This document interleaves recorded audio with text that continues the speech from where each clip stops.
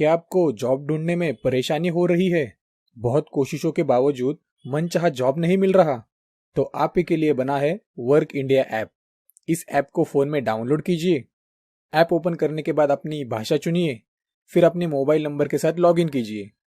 इसके बाद अपनी एक बढ़िया सी प्रोफाइल बनाइए और फिर अपने मन चाहे जॉब के लिए अप्लाई कर दीजिए। है ना बहुत ही सिंपल। तो डिस्क्रिप्शन में दी गई लिंक पर क्लिक करिए और डाउनलोड करिए वर्क इंडिया ऐप। हेलो दोस्तों, यदि आप हमारे चैनल से नए जुड़े हैं तो हमारे चैनल एवी लाइव को सब्सक्राइब जरूर करें और अपने दोस्तों में शेयर करें।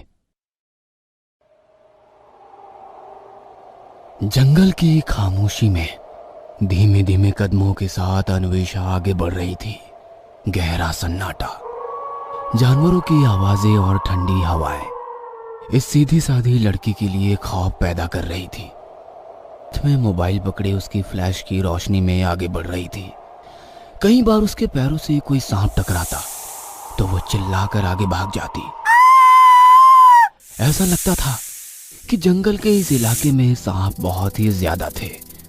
आखिरकार वो एक बड़े पेड़ के पास पहुंची और उसको देखकर बोली, इन सांपों की वजह से मैं वो रास्ता तो भूल ही चुकी हूँ जो सीनियर्स ने मुझे बताया था, लेकिन इस बरगद के पेड़ को देखकर लगता है कि वो इसी के बारे में बोल रहे थे। कहकर वो उस पेड़ के पास जाने लगी जिसके आसपास अनगिनत सांप मंडरा रहे थे, जिनको देखकर कई बार उसकी चीख निकली। फिर पेड़ के पास पहुंचकर उसने रिया को वीडियो कॉल लगाया। Hello hello ma'am, hello. Screen पर रिया, मयंक और रणवीर तीनों नजर आने लगे। मैम ये देखिए, मैं इस पेड़ के पास पहुंच चुकी हूँ। उन तीनों ने उस पेड़ को देखा जो कि अन्वेषा के ठीक पीछे नजर आ रहा था। ओ बहन जी, ये तू कहाँ पहुँच गई? हमने तुझे इस एरिया में जाने के लिए नहीं कहा था। जो रास्ता बताया था उससे नहीं गई क्या? रास्ते में बार बार सांप मिल रहे थे जिनसे मुझे बहुत डर लग रहा था, इसीलिए मैं रास्ता भूल गई। जिस एरिया में तुम हो वहाँ सांप ज्यादा मिलते हैं, लेकिन डरने की कोई बात नहीं है। तुम उस पेड़ के पास जाओ और उसकी एक ब्रांच पकड़कर एक सेल्फी क्लिक करो। सुनकर अन्वेषा डर गई और बोली, लेकिन इस पेड़ के पास सांप बहुत ज्यादा है सर। देखो ये तुम्हारा टास्क है, पूरा तो करना ही पड़ेगा। कहकर तीनों फिर से हंसने लगे।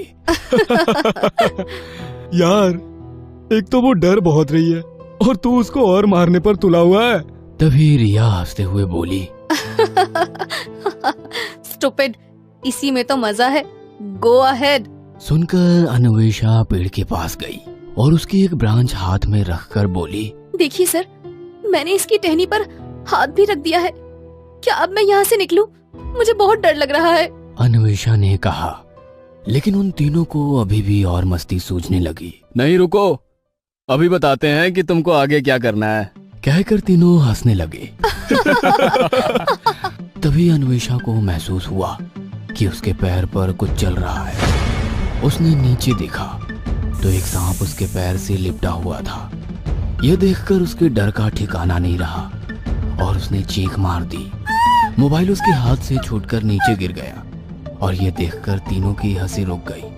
अब उन्हें वीडियो पर कुछ भी नजर नहीं आ रहा था, सिर्फ अन्वेषा की चीखें सुनाई दे रही थी। वो सांप को हटाने की कोशिश करती, अपने पैर को झटका देती, लेकिन फिर भी वो इस तरह से उसके पैर से लिपटा था कि उसको छुड़ाना नामुमकिन लग रहा था। अन्वेषा जमीन पर गिरी और रोने लगी।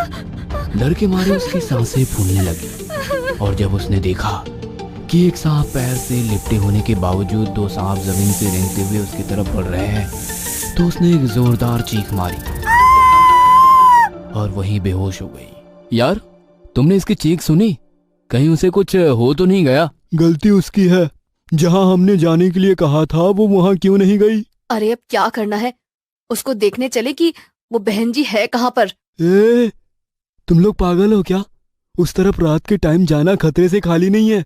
वहाँ पर इतने सांप हैं जिनका अंदाजा तक लगाना मुश्किल है। हाँ, और वैसे भी किसी को पता थोड़ी है कि हमने उसको वहाँ भेजा है।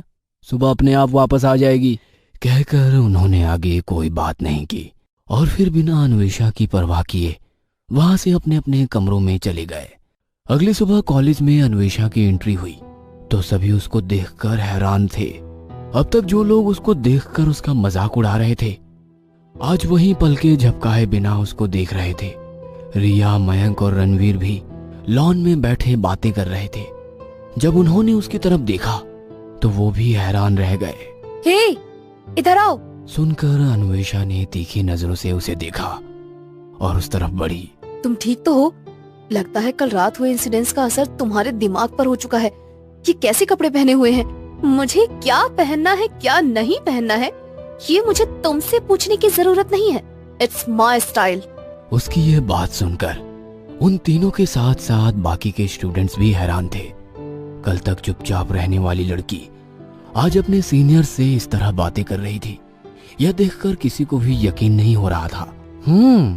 तुम्हारी ड्रेसिंग के साथ साथ तुम्हारे तेवर भी बहुत बदले हुए नजर आ रहे हैं। अन्वेषा ने रणवीर की आंखों में देखा। It's my reality. रणवीर ने गौर किया कि उसकी आंखें भी अब नीली हो चुकी है। अन्वेषा मुस्कुराई और अपनी क्लास की तरफ बढ़ गई। क्लास के बाहर उसे एक लड़की ने रोका। हेलो, तुम अन्वेषा हो राइट? Yes, and you? मेरा नाम रितेश है, मैं तुम्हारी ही क्लास में हूँ। कल तुमसे बात करने की सोच रहा था लेकिन हिम्मत ही नहीं हो पाई। अन्वेषा मुस्कुराई और बोली, तो आज कैसे हिम्मत हो गई? आज अचानक आपका ये नया अवतार देखकर मुझसे रहा नहीं गया। कहकर रितेश हंसने लगा और अन्वेषा भी मुस्कुरा दी। उसके बाद वे लोग साथ में क्लास गए और खूब सारी बातें की। इस तरह रितेश अन्वेषा का पहला फ्रेंड बना। रात 10 बजे रणवीर अपने रूम में बैठा स्टडी कर रहा था। तभी किसी ने डोर नॉक किया। उसने उठकर दरवाजा खोला तो देखा कि सामने अन्वेषा खड़ी थी। अरे अन्वेषा, तुम? अन्वेषा ने मुस्कुराकर कहा, क्या आज रैगिंग नहीं करनी? रणवीर और वो दोनों हंसने लगे। Please come. रणवीर ने अन्वेषा को अंदर ले लिया और वो दोनों बैठकर बातें करने लगे। सर, कल रात जब मैं बेहोश हो गई थी तो आप तीनों यहाँ क्या सोच रहे थे? वैसे तो हम तीनों बहुत डर गए थे लेकिन गलती तुम्हारी थी। जिस एरिया में हमने तुम्हें भेजा था तुम उससे अलग एरिया में चली गई जहाँ सांप बहुत ज्यादा होते हैं। फिर तो आपको मुझे बचाने के लिए वहाँ आना चाहिए था ना? बुरा मत मानना लेकिन हम हमेशा से जूनियर्स को टास्क देते आए हैं और टास्क में खतरा ना हो तो फिर क्या मजा। लेकिन जब जूनियर्स की जान को खतरा हो तब तो आपको टास्क रोक देना चाहिए ना? अरे यार छोड़ो बेकार की बातों को। ये बताओ कि एक ही रात में तुम में इतने बदलाव कैसे आ गए? सुनकर अन्वेषा ने मुस्कुराते हुए रणवीर के गले में अपने दोनों हाथों को डाला और उससे नजरें मिलाई। उसकी नीली आंखें अब और भी चमकदार होने लगी थी। उसने हल्के से उसके कान में फुसफुसाया, उन सांपों के डर से मैं बेहोश हो गई थी और उसके बाद क्या हुआ मुझे कुछ नहीं पता। रणवीर ने देखा कि अब आंखों के साथ साथ अन्वेषा के होठों का रंग भी बदलकर नीला होने लगा।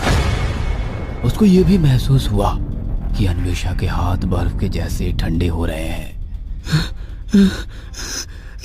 छोड़ो मुझे, कहते हुए वो उससे अलग हुआ और दूर हट गया। तभी अन्वेषा ने अपना मुंह खोला तो उसकी जुबान सांप के जैसी पतली होकर बाहर निकली और अब वो पूरी तरह से नीली पड़ चुकी थी। उसने रणवीर को बेड पर धक्का दिया और खुद उसके ऊपर झपट पड़ी। उसने जैसे ही अपना मुंह खोला उसकी लंबी जुबान फिर से बाहर निकली और रणवीर की गर्दन को छू गई। रणवीर जोरों से चिल्लाया और फिर तड़पने लगा। उसकी जुबान के सिर्फ छूने से रणवीर के शरीर में जहर फैलना शुरू हो गया।